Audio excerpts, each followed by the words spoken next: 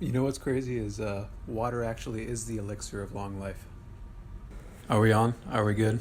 Testing, testing. We have Joel Brewer here, 1, 2, 3, 4. the wise master. I don't know about that. Yeah. And that opens up a whole nother kind of conversation. You know, the whole transferring your consciousness, if not to another body, then some sort of artificial intelligence system that records all your synapses and all your memories and all these ways that your mind works that I think we're never going to figure out.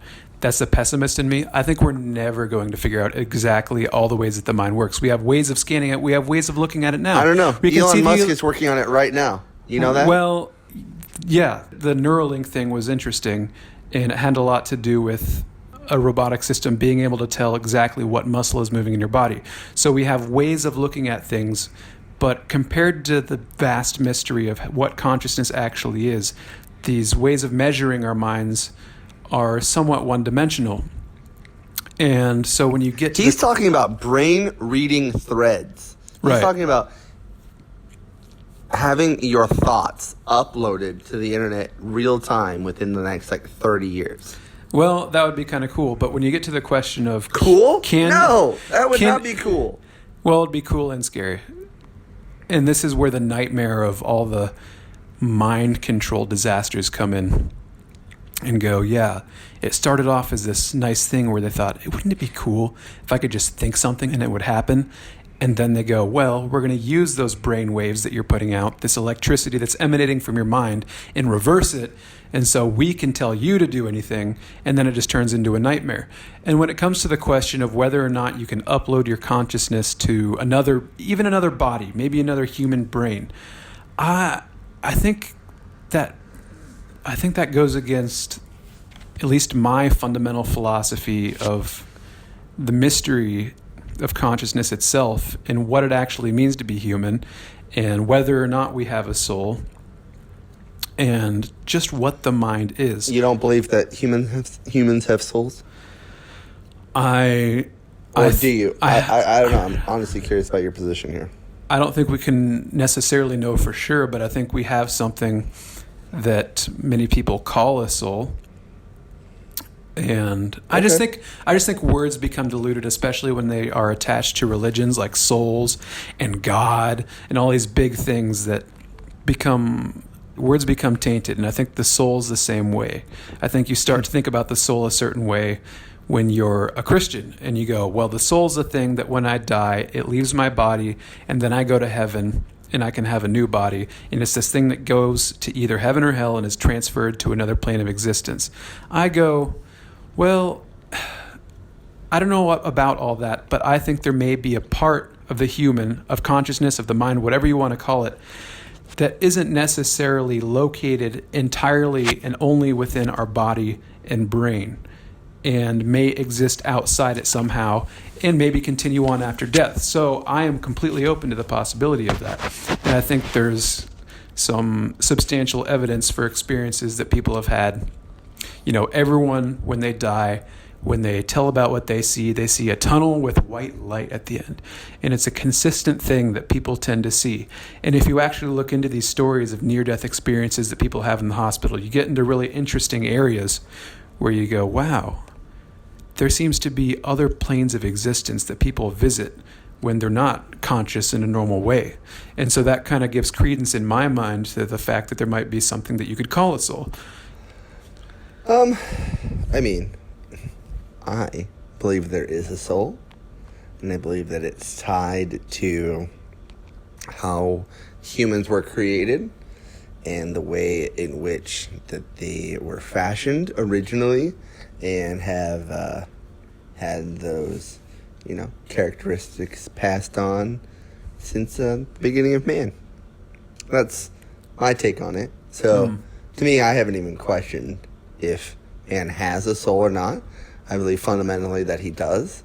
And I haven't even thought of it in a few years, to be honest. I just think it's an interesting area, a territory to go into mentally, to play around with different ideas. And I know that we've talked a lot about the Bible, which is something that you wouldn't think two friends would talk about so much, but there's so much there. And I don't necessarily interpret everything in the Bible as it said this happened, so it happened. And, there's some things in the Bible that line up with history, and that's going to happen because, what is the Bible? The Bible is a story of man's relationship with God. And so you have all these people telling about real events that happened, but how God, or sometimes the devil, like in the story of Job, how God came into play or influenced the person, or how this person was not favored by God because they did negative things. And so it's trying to tell people how to act in relationship to God. And I think it's fascinating when God said that he made man, because you were talking about the creation of man and that they were created with souls. Oh, sure, yeah. And so the Bible says that God created man in his own image.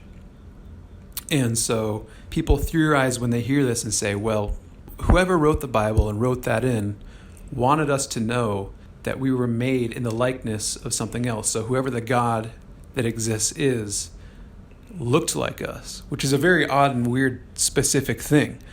So God is a bipedal organism with articulating fingers and toes and a head with ears. So a lot of people go into that and they say, well, maybe we were seeded here by some alien being and they just made us of slightly lower intelligence, seeded us here, watched us grow, and made sentient beings as some sort of experiment. Oh, yes, I've heard this before. I've seen nothing to really point towards it, but, I mean, I guess it's a fun thing to think about. If you look at the Bible as a set of stories, as I do, that you don't necessarily know, especially the early ones, exactly where they came from, but that they would have to be considered extremely important to be passed on from one generation to another for thousands upon thousands of years, you start to go, well, apparently these stories were important to someone at some time, even if you don't think that all the things necessarily happened exactly. When a preacher preaches stories from the Bible, what is he saying? Here's what a preacher is saying. He's saying, I'm using this story as a metaphor for your life. So, like we were talking about narratives and stories before, how it's kind of wish fulfillment where you try to be like the character in the story.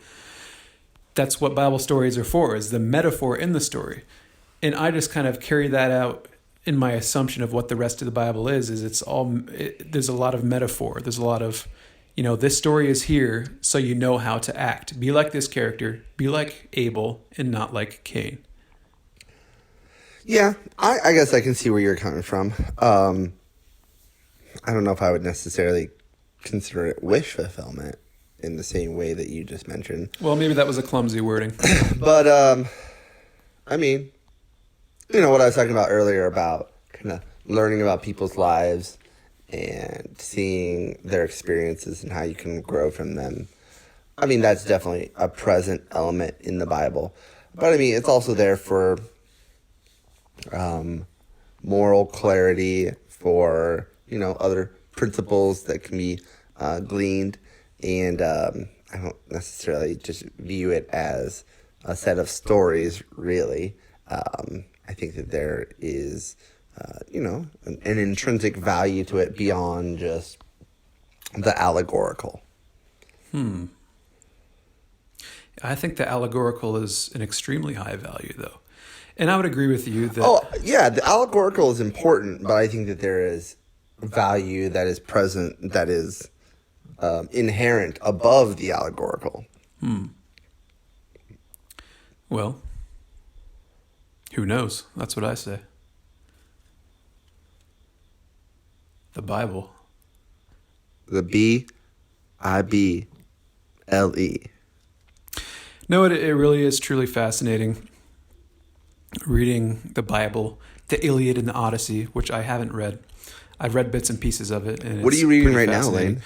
Right now I'm reading this great book, which is a collection of short stories. It was published in, I believe, 1951 by Ray Bradbury.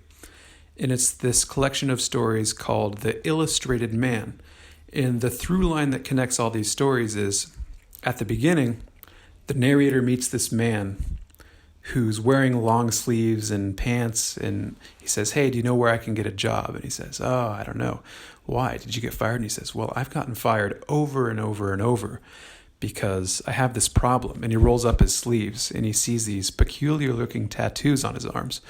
And they're these hyper colored, the most fascinating, colorful, every shade, every color of the spectrum you could possibly imagine. They look like diamonds and things and weird creatures that move around. And they're these mystical tattoos and they kind of move. And the guy says, "I'm cursed with these tattoos. I now think the lady who gave me the tattoos was a witch who could see the future, because now I always try to get a job and I work in a circus for a while, and then I go to sleep and people look at my tattoos and they're disturbed by them because they start moving and they see violent things. And then after I know someone for a while, their face appears on my left shoulder blade, and then it shows them what their death is going to be. So no one wants to hang around me for any amount of time at all." So the same thing happens. The guy goes to sleep and the narrator watches the tattoos, and the tattoo that he zeroes in on turns into the story. And then that's how the short stories arise. And they're all really cool. Wow. And they're all set in the future because the tattoos were made by someone who could see the future. And so they're futuristic stories, which oddly hold up today, even though they were published in 1951. That's the weird thing. As technology, yeah. When you look at technology from back then, it wasn't that far. But this guy's talking about some Star Trek level stuff. And maybe I won't really go into it. But it's a really interesting collection of stories. I'm going to make one last plug. Sure, go ahead. So, there's this book I'm reading for my senior research class for college. It's pretty popular. It's pretty mainstream. It's called The 7 Habits of Highly Effective People by Stephen Covey. And it's not necessarily overly wordy that bad. But it's actually got some good stuff. I've been kind of surprised as I've been reading it because, I particularly avoided it in the past because I didn't think it would be helpful. I didn't think it would be useful. I sort of made some of those similar generalizations. But as I've been reading it, I've actually been kind of taken back by how good there are parts of it. And I'm actually kind of glad I didn't read it when I was younger because I don't think that I would have appreciated it the same way that I do now. So, for anyone that's listening, if you're thinking about a good self-help book, it's a pretty good one, I would say. I'm about halfway through it right now, and got plenty of highlights, few notes. And, there are some parts that I skimmed through, some parts that I read more thoroughly than others. And like I said, I think you will get more out of it if you are a little more mature and a little more developed in your way of thinking.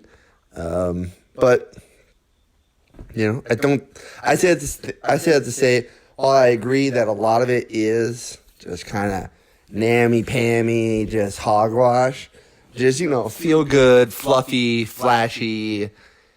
Here's 10 tips on how to become a success overnight. Okay, well, that's not really how it's going to work. But it's got to be hardcore. It's got to kick you in the ass. I mean, this isn't... Hard truths. I would say this isn't even necessarily that hardcore.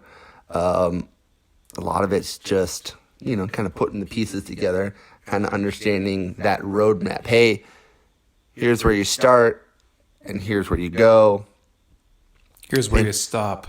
And sometimes give up and quit. Well, I don't know about that. If you're a bitch. I haven't gotten to that part of the book yet. That's going to be my book. Oh, the title's going to be Give Up. Then parentheses, if you're a little bitch. Well, Talk about motivation. I'll write an introduction for you to that book. Just let me know. The first page is going to be a mirror, and it's going to go, see that guy right there? Only you decide if that guy's awesome or a bitch. That's how the book's going to start. But anyways, yeah. So I just wanted to wrap up by putting in a plug for that book. Because I actually do think it's pretty useful. Okay, fair enough. Pretty effective for some people. If they're in the right mindset for it, right? A lot of what makes or breaks motivation and advice and that sort of stuff is what you do with it and then how you implement it. There you go. It's not always the voice that's speaking the words, it's how you take it. You know, it's like the idea that you can learn the best things from people who messed up, you know? Just learn, don't do that. You can learn things from any place. That's true. Well, folks, it's been a pleasure. And an honor. And I wish you all a great night. Adios.